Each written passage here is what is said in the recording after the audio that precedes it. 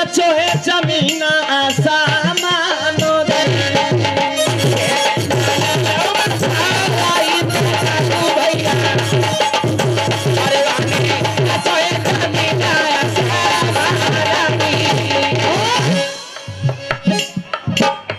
अरे दूजी माना लो धरती माता तू मेरी मैया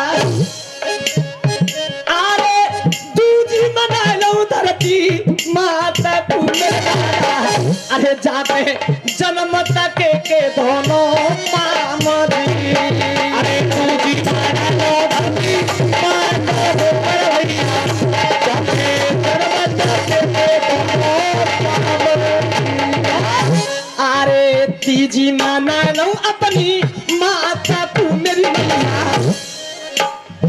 अरे तीजी माना लो अपनी माता तू मेरी मैया और जाके कुछ में पसारे दोनों पामोदी तीजी माना लो अपनी माता तू मेरी मैया जाके कुछ में पसारे दोनों पामोदी दादाजी अरे चौथे मना लो बुरा आपने अरे चौथे मना लो बुरा आपने अरे मुझको दियो है ज्ञान दाता अरे चौथे मना लो बुरा आपने भैया दियो है ज्ञान दाता भैया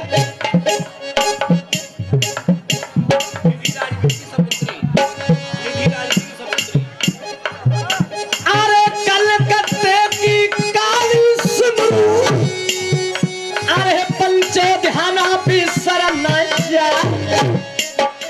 अरे चौड़े रे की में चामड़ सिमरू अरे चौड़े रे की में चामड़ सिमरू जी असने में करे सहार अरे राजघाट की में गंगा को सुमरू अरे राजघाट की में गंगा को सुमरू अरे भोले जता रही अरे बेलोनो गाम की बेला भवानी सन्मुख बहता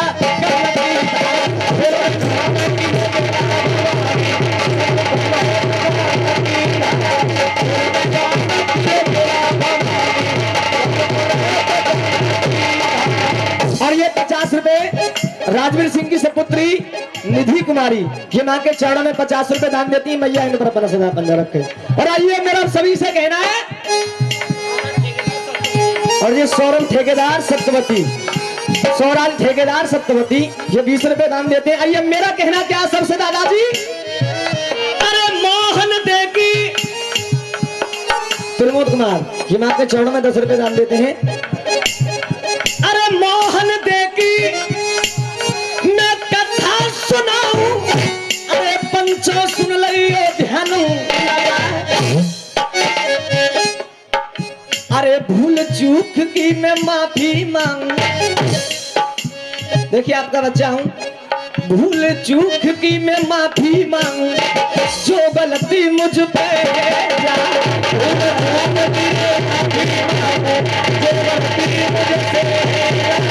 भूल चूक की माफी मांगू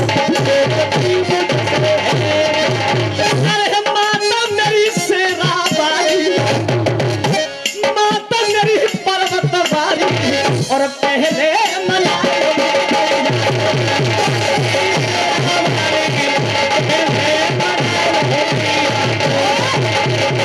अरे माता मेरी जल्दी आए जा भगवती जल्दी आए जा अरे प्यानो बता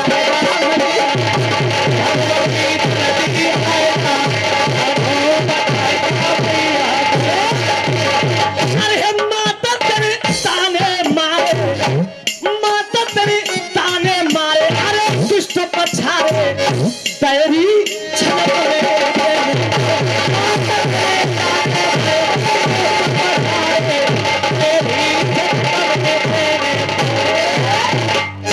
बोलिए सच्चे दरबार की आइए मैं कथा आगे के लिए बढ़ा देता हूँ थोड़ी। मैं कथा को वहां से बढ़ाता हूँ जब ध्यान भक्त मैया के दर्शन को जा रहा है। कथा तो देखिए आए दिन आपने सुनी है। अब मैं कथा को थोड़ी सी आगे जैसे बढ़ा करके चलता हूँ। जब ध्यान भक्त मैया के दर्शन को जा रहा है, जब राजा केवल राम ने हिरनी के बाण मार दिया, हिरनी ने राजा को श्राप दे दिया कि तू अंधा होगा, कोढ़ी होगा, निर्वंशी कहलाएगा। तो आज राजा केवल राम अपने महलों में आए तो रानी मोहंदे ने अपने पति के लिए उदास देखा। तो रानी मोहंदे कहती महाराज आप कैसे उदास हो? तो राजा केवल राम ने रानी मोहंदे के लिए सभी हाल बता दिए कि महाराज रानी मेरे चेहरे पर इसलिए उदासी है कि मेरे लिए हिरनी ने श्राप दिया है कि राजा तू अंधा होगा, कोढ़ी होगा, निर्वंशी कहलाएगा, कभी अपनी संतान का मुख देखने नहीं पाएगा और तेरी रानी 7 जन्म तक बांझ रहेगी। तो रानी इसीलिए मेरे चेहरे पर उदासी है। तो आज रानी मोहंदे अपने पति राजा केवल राम को धीर बना देती है, लेकिन राजा केवल राम कहते रानी मानते हैं कि हमारे पास खूब माल खजाना है, अट्टे के ऊपर अट्टे बने हुए हैं, लेकिन जब हमारे पास कोई एक संतान नहीं है तो हमारे इस माल खजाने का क्या होगा और जो अट्टे के ऊपर अट्टे बन रहे हैं इनका क्या होगा और हमारा आगे के लिए नाम कैसे चलेगा। तो राजा केवल राम से रानी मोहंदे कहती है कि महाराज कहते हैं कि नाम संतान से ही नहीं चलता, आप एक काम करें, आप एक 9 लाख बीघा में बाग लगवाएं और उन्हीं बागों में कुआं सागर ताल खुदा दें और जिससे कि हमारा आगे के लिए नाम चल जाएगा। तो राजा केवल राम ने रानी मोहंदे के कहने से एक 9 लाख बीघा में बाग लगवा दिया, कुआं सागर ताल खुदा दिए, उन्हीं बागों में एक अपने नाम की धर्मशाला बनवा दी। तो आज सालें गुजर गई, बरसें बीत गई, राजा केवल राम का बाग बड़ा हो गया, राजा केवल राम के बाग के फल बेचने लगे, राजा का नाम चलने लगा।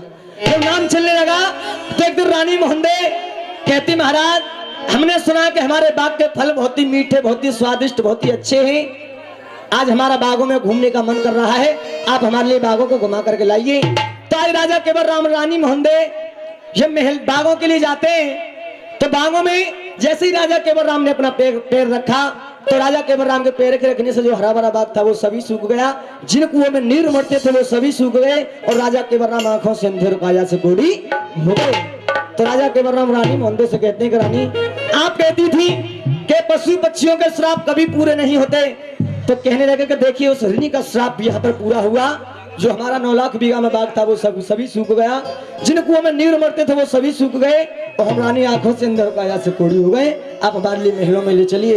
रानी मोहंदे अपने पति राजा केवल राम को महलों में लाई, ला करके राजगद्दी पर बैठा दिया, लेकिन छोटे भाई दयाराम विजयराम को पता पड़ा कि हमारे भाई आंखों से अंधेर काया से कोढ़ी हो गए, अब वो राज के काबिल नहीं है, उनसे राजपाट छीन लिया जाए और आज स्वयं राज करेंगे। दोनों भाई दरबार में जाते हैं, अपने बड़े भाई राजा केवल राम से राजपाट छीन लिया और कह दिया कि भैया आप आंखों से अंधे काया से कोढ़ी हो गए, राज्य के काबिल नहीं है, आज से हम स्वयं राज करेंगे और हम आपकी झोपड़ी गांव से बाहर डलवा देते हैं, आप अपनी गुजर बसर उस झोपड़ी में करना। तो आइए राजा केवल राम के लिए गांव से बाहर झोपड़ी में पहुंचा दिया और रानी मोहंदे के लिए कागड़ानी गोबरहारी बना दिया। कहते कि भाभी आपने हम पर बहुत इतना हुक्म चलाया है, आप बहुत दिन महलों की पटरानी बन करके रही हो, लेकिन आज से आप हमारे यहाँ गोबरहारी का काम करोगे और महलों के काम उड़ाओगी। तो रानी मोहंदे ने एक दिन जब कागों के लिए उड़ा रही थी तो रानी मोहंदे की टेर मैया के दरबार में लग जाती, माँ का सिंहासन हल जाता है। तो आज माता रानी लांगुरिया को बुलाएगी और लांगुरिया को बुला करके किस प्रकार से परमाना बना करके देगी और कैसे राजा केवल राम की जो पत्नी थी रानी मोहंदे उनके लिए किस प्रकार से मैया दरबार में बुलाएगी। चलो सकी उस देश को और जहां कृष्ण का राज और कदबे चल दर्शन करें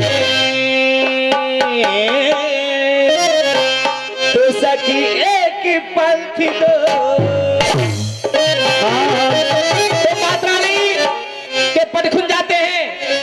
माता रानी ने सोचा कि मेरा ध्यान भगत कुआर क्षेत्र में नवरात्रि में नंगे पैर में दर्शन को आता था, अब की बार नहीं आया है, मेरे भक्त पर कोई विपदा पड़ रही होगी, तो मुझे एक काम करना चाहिए, अपने लांगर वीर को बुलाना चाहिए, लांगर वीर को परवा लेकर के आगरा शहर भेजूंगी।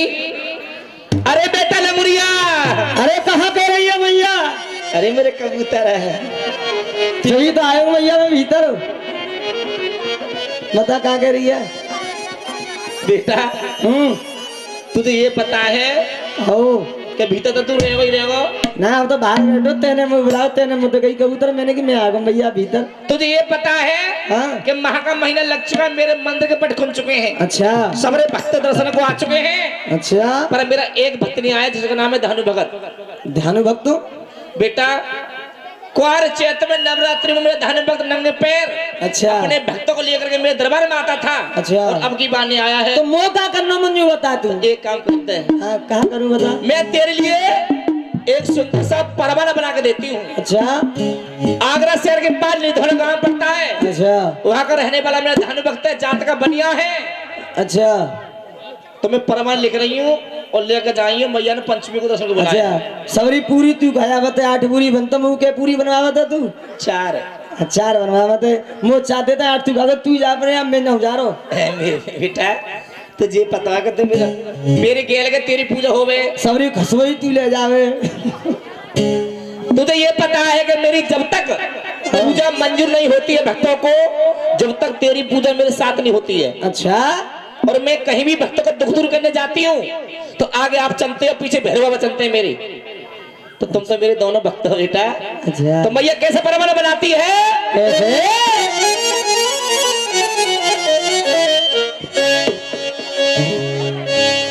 और लिखे लिखे चिट्ठिया है और मेरी लिखे भवानी है, मेरी लिखे सारिदा है। अब 5 मिनट का टाइम रख ले बस भैया ने, 5 मिनट को बस। लिख लिख चिट्ठिया है मेरी लिखे भवानी है, मेरी लिखा तो कोई लांग रहा था गाई है,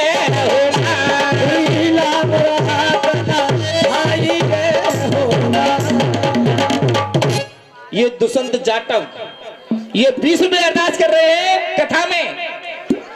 कथा चालू वही दान आएगो। लामो बताई तने दिखा, मैं देखू जा में तेने का लिखो। ले परवाना ले जा। अरे मैया तने हमें जे अभी रुको, तो मैं तो बताऊं तने हम लिखो का है मासा।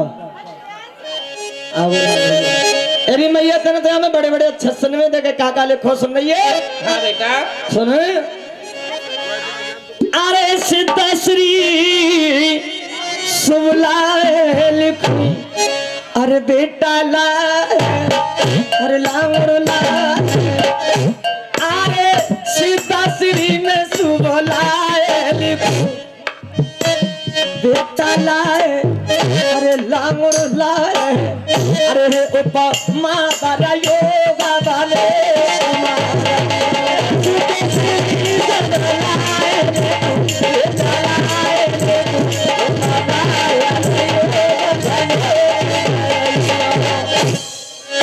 हमने तो निर्धन होवे सुंदरिया में ये तने हम जे लिखो है। अरे काका ना लिख रही, अरे निर्धन होवे बेटा होवे लांगुर होवे बाय आए के मेरी आए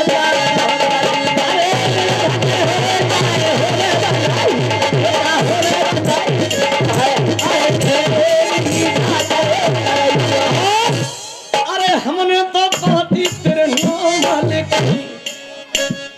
इसी बात के वजह सोनू भाई, अरे हमने तो पाती तेरे नाम लिखी, बेटा नाम, अरे लांगुर नाम, जाए 5 तक न चले, अरे हमने तो पाती तेरे नाम लिखी, आए 5 तक न चले।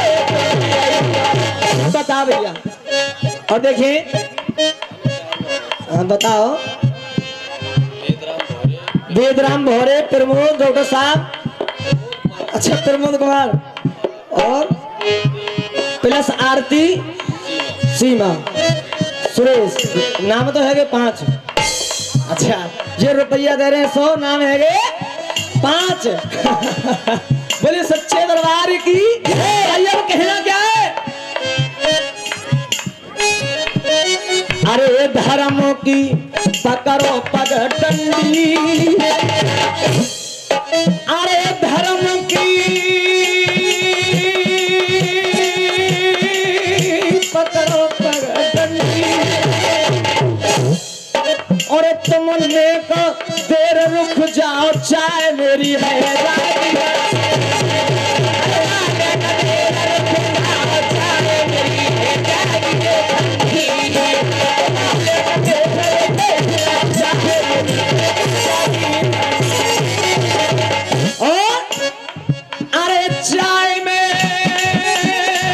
घूट लगा मिले, अरे चाय में घूट लगा मिले,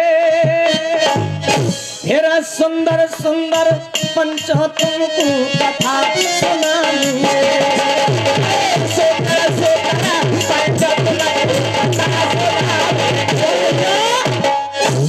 ये साका न दिल जले तो नहीं करेगा है पतो को। अरे सभा में, अरे सभा में नहीं मिले भैया तो वही तो दिल जले में हीरो कौन है। अरे सभा में साका भैया आए,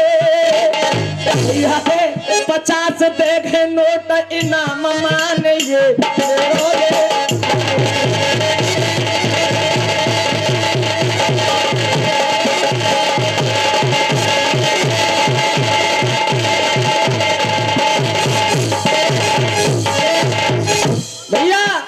अरे मेरे भैया बहादुर भैया कोई यार चलू वही मार गोपिका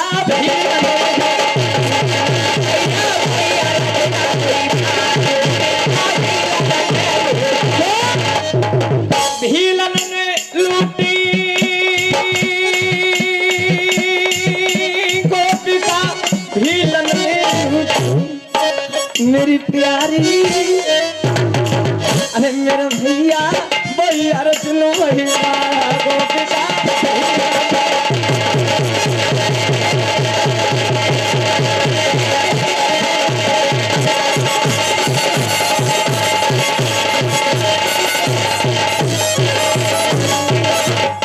बोलिए सच्चे दरबार की। ताइए 2 मिनट का ब्रेक है, चाय पी लें, फिर यही कथा सभी भक्तों के बीच प्रारंभ हो जाएगी और भी सुंदर सुंदर झांकी सभी भक्तों के बीच आएंगी। बोलिए सच्चे दरबार की। दे दो साहब चाय।